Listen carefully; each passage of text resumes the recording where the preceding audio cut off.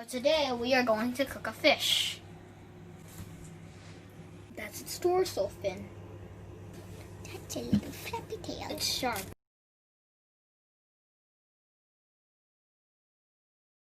Kinki, and then sakana, and then kinki, and then it will show kinki fish, which means and sakana means fish in Japanese. So enter.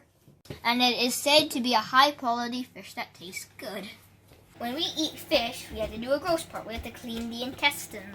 Is this cleaned? Let's see. Yes, it's hollow, which means it's clean. First, I'll just wrap over it.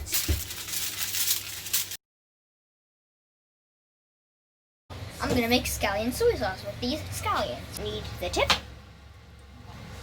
They're right there, so we can grow it. 1, 2. I'm gonna add some soy sauce. I'm gonna add some scallions in the soy sauce to make scallion soy sauce. So now, let's get the fish out of the oven. And we just, just make sure it's not that hot. Okay, good, it's not that hot. Let's have a look. Wow, that looks really nice. So, if the fish is cooked, its eyes will become white, and the skin should be golden brown. As you can see all around the skin. Flesh should be white, which means it's cooked.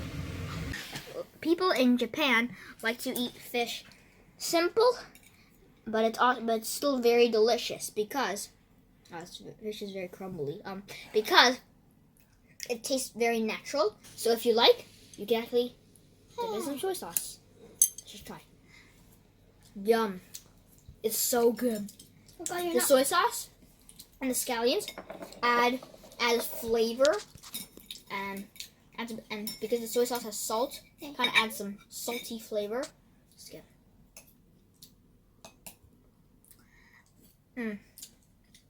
Bye.